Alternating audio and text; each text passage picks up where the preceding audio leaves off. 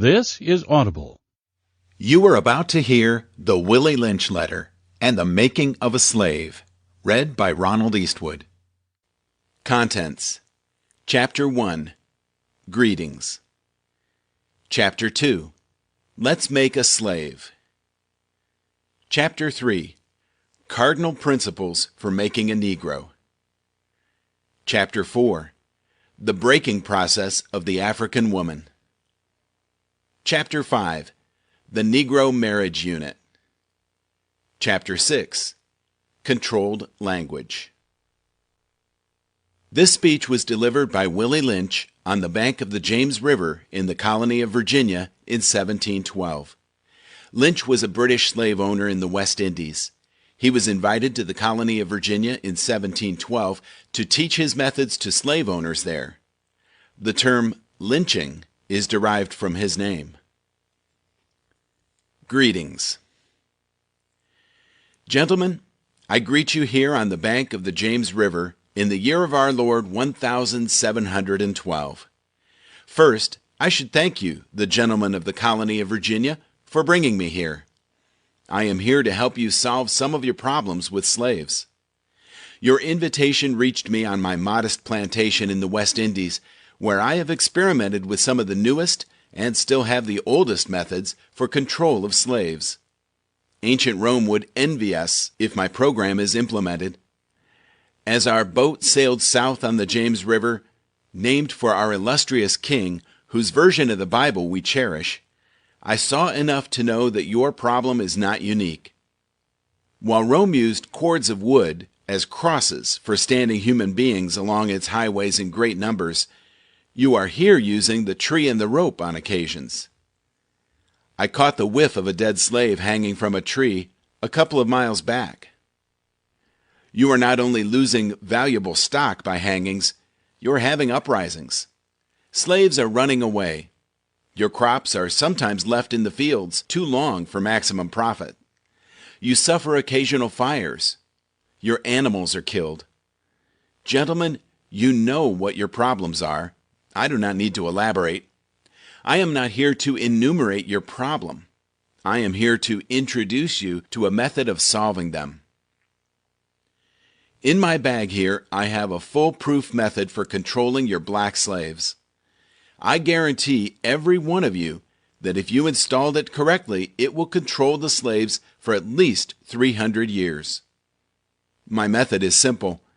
Any member of your family or your overseer can use it. I have outlined a number of differences among the slaves, and I take them differences and make them bigger. I use fear, distrust, and envy for control purposes.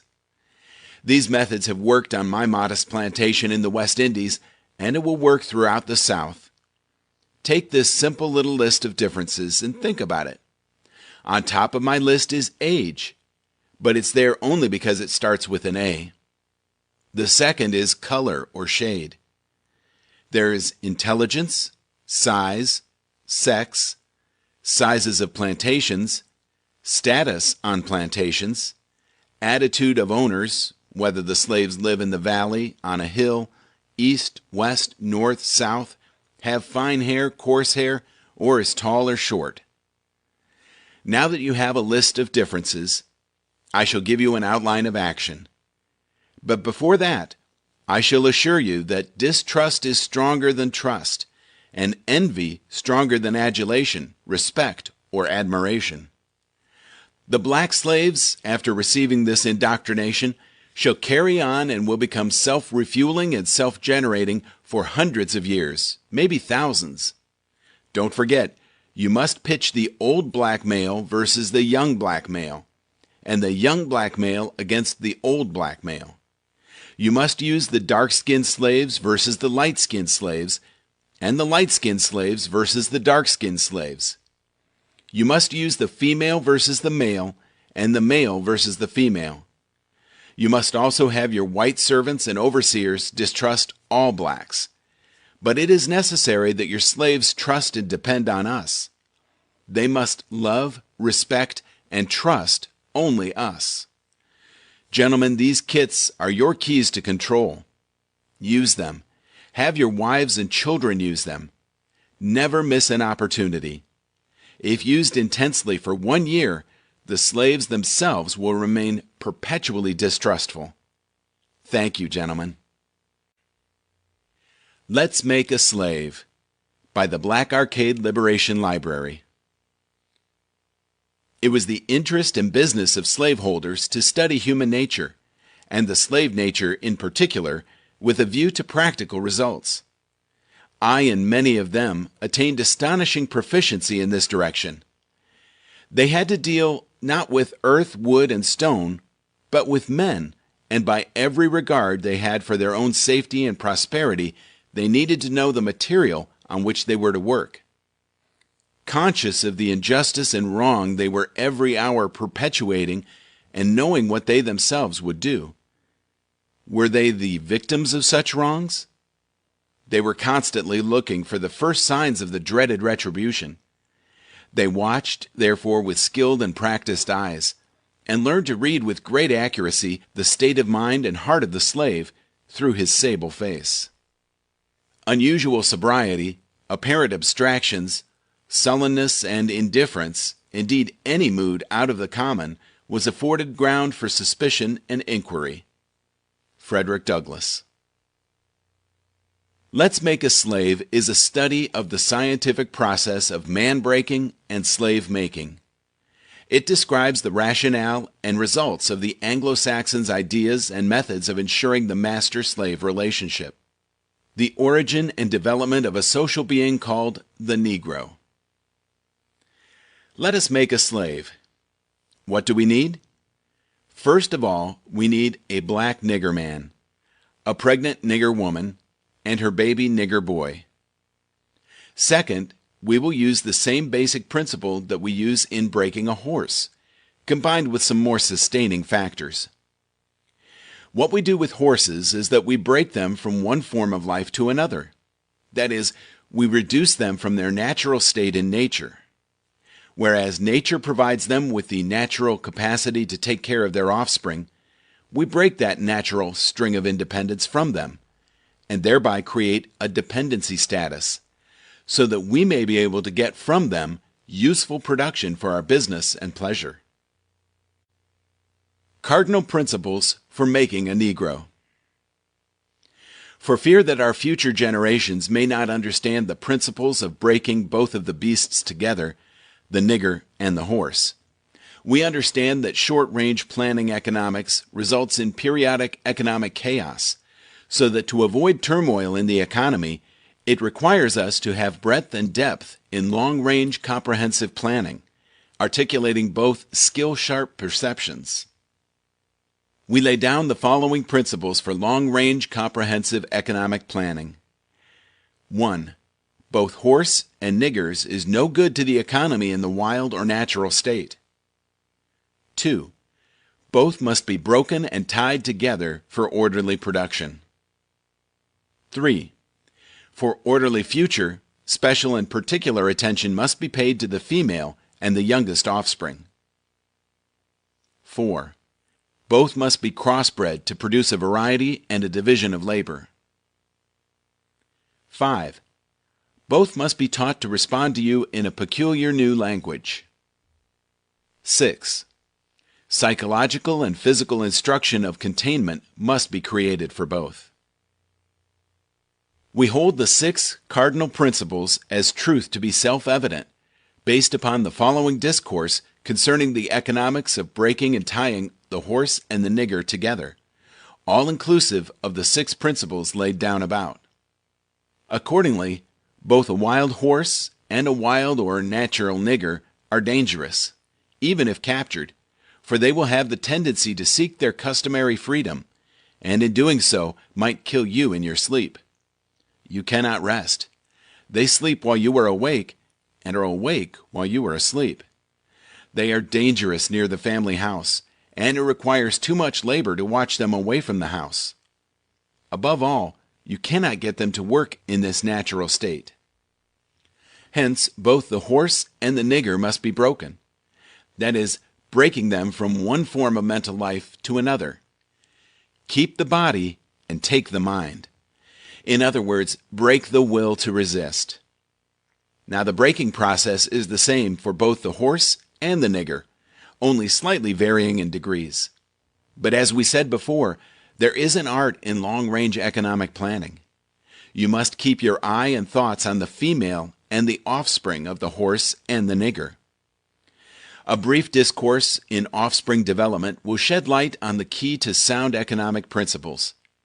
Pay little attention to the generation of original breaking, but concentrate on future generations.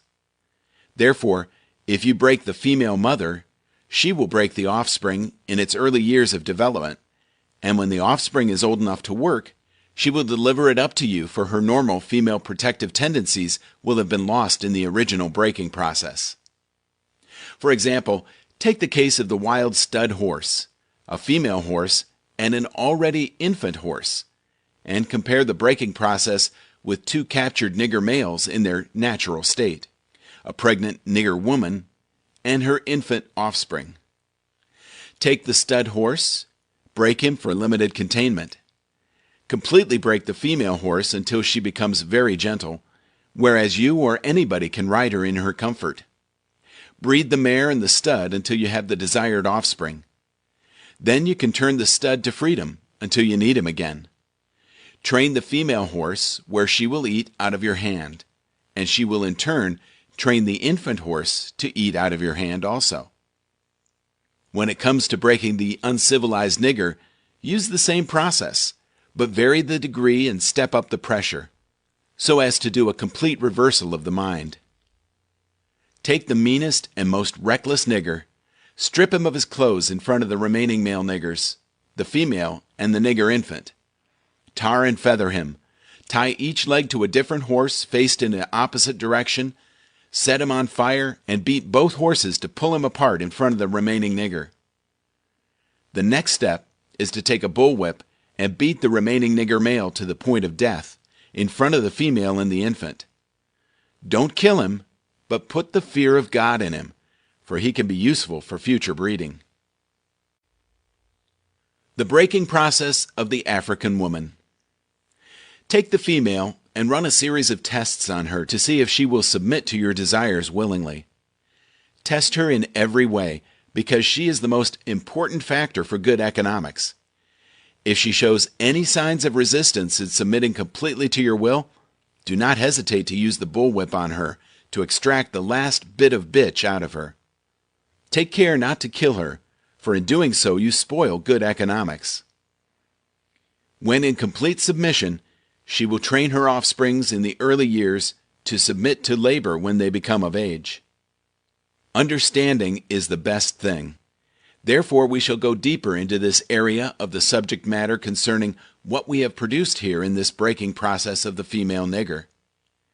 We have reversed the relationship in her natural uncivilized state. She would have a strong dependency on the uncivilized nigger male, and she would have a limited protective tendency toward her independent male offspring, and would raise male offsprings to be dependent like her. Nature had provided for this type of balance. We reversed nature by burning and pulling a civilized nigger apart and bullwhipping the other to the point of death, all in her presence. By her being left alone, unprotected, with the male image destroyed, the ordeal caused her to move from her psychological dependent state to a frozen, independent state. In this frozen psychological state of independence, she will raise her male and female offspring in reversed roles. For fear of the young male's life, she will psychologically train him to be mentally weak and dependent, but physically strong. Because she has become psychologically independent, she will train her female offspring to be psychologically independent. What have you got? You've got the nigger woman out front and the nigger man behind and scared. This is a perfect situation of sound sleep and economics. Before the breaking process, we had to be alertly on guard at all times. Now we can sleep soundly, for out of frozen fear, his woman stands guard for us. He cannot get past her early slave molding process. He is a good tool, now ready to be tied to the horse at a tender age. By the time a nigger boy reaches the age of 16, he is soundly broken in and ready for a long life of sound and efficient work and the reproduction of a unit of good labor force. Continually, through the breaking of uncivilized savage niggers, by throwing the nigger female savage into a frozen psychological state of independence, by killing of the protective male image, and by creating a submissive dependent mind of the nigger male slave, we have created an orbiting cycle that turns on its own axis forever, unless a phenomenon occurs and reshifts the position of the male and female slaves. We show what we mean by example. Take the case of the two economic slave units and examine them closely. The Negro Marriage Unit. We breed two nigger males with two nigger females. Then we take the nigger male away from them and keep them moving and working. Say one nigger female bears a nigger female, and the other bears a nigger male. Both nigger females, being without influence of the nigger male image, frozen with an independent psychology, will raise their offspring into reverse positions. The one with the female offspring will teach her to be like herself, independent and negotiable. We negotiate with her, through her, by her, and negotiate her at will. The one with the nigger male offspring, she being frozen subconscious fear for her life, will raise him to be mentally dependent and weak, but physically strong. In other words, body over mind. Now in a few years, when these two offspring become fertile for early reproduction, we will mate and breed them and continue the cycle. That is good, sound, and long-range comprehensive planning. Warning: possible interloping negatives. Earlier we talked about the non-economic good of the horse and the nigger in the wild and natural state. We talked out the principle of breaking and tying them together for orderly production. Furthermore, we talked about paying particular attention to the female savage and her offspring for orderly future planning. Then, more recently, we stated that by reversing the positions of the male and female savages, we created an orbiting cycle that turns on its own axis forever unless a phenomenon occurred and reshifted the positions of the male and female savages. Our experts warned us about the possibility of this phenomenon occurring, for they say the mind has a strong drive to correct and recorrect itself over a period of time. If I can touch some substantial, original historical base, they advised us that the best way to deal with the phenomenon is to shave off the brute's mental history and create a multiplicity of phenomena of illusions, so that each illusion will twirl in its own orbit, something similar to floating balls in a vacuum. This creation of multiplicity of phenomena of illusions entails the principle of crossbreeding the nigger and the horse, as we stated above. The purpose of which is to create a diversified division of labor, thereby creating different levels of labor and different values of illusion at each connecting level of labor. The results of which is the severance of the points of original beginnings for each sphere of illusion. Since we feel that the subject matter may get more complicated as we proceed in laying down our economic plan concerning the purpose, reason, and effect of crossbreeding horses and niggers, we shall lay down the following definition terms for future generations. Orbiting cycle means a thing turning in a given path. Axis means upon which or around which a body turns. Phenomenon means something beyond ordinary conception and inspires awe and wonder. Multiplicity means a great number. Sheer means a globe. Crossbreeding a horse means taking a horse and breeding it with an ass, and you get a dumb, backward ass, long-headed mule that is neither reproductive nor productive by itself. Crossbreeding niggers means taking so many drops of good white blood and putting them into as many nigger women as possible, varying the drops by the various tones that you want, and then letting them breed with each other until another circle of color appears as you desire. What this means is this: put the niggers and the horse in a breeding pot, mix some asses and some good white blood, And what do you get? You get a multiplicity of colors of ass-backward, unusual niggers, running, tied to a backward-ass long-headed mule, the one productive of itself, the other sterile. The one constant, the other dying. We keep the nigger constant, for we may replace the mules for another tool. Both mule and nigger tied to each other, neither knowing where the other came from, and neither productive for itself, nor without each other. Controlled language. Crossbreeding completed, for further severance from their original beginning, we must completely annihilate the mother tongue of both the new nigger and the new mule, and institute a new language that involves the new life's work of both. You know, language is a peculiar institution. It leads to the heart of a people. The more a foreigner knows about the language of another country, the more he is able to move through all levels of that society. Therefore, if the foreigner is an enemy of the country, to the extent that he knows the body of the language, to that extent is the country vulnerable to attack or invasion of a foreign culture. For example, if you take a slave, if you teach him all about your language, he will know all your secrets, and he is then no more a slave, for you can't fool him any longer. And being a fool is one of the basic ingredients of an incident to the maintenance of the slavery system. For example, if you told a slave that he must perform in getting out our crops, and he knows the language well, he would know that our crops didn't mean our crops, and the slavery system would break down, for he would relate on the basis of what our crops really meant. So you have to be careful in setting up the new language, for the slaves would soon be in your house, talking to you man to man, and that is death to our economic system. In addition, the definitions of words or terms are only a minute part of the process. Values are created and transported by communication through the body of the language. A total society has many interconnected value systems. All the values in the society have bridges of language to connect them for orderly working in the society. But for those language bridges, these many value systems would sharply clash and cause internal strife or civil war, the degree of the conflict being determined by the magnitude of the issues or relative opposing strength in whatever form.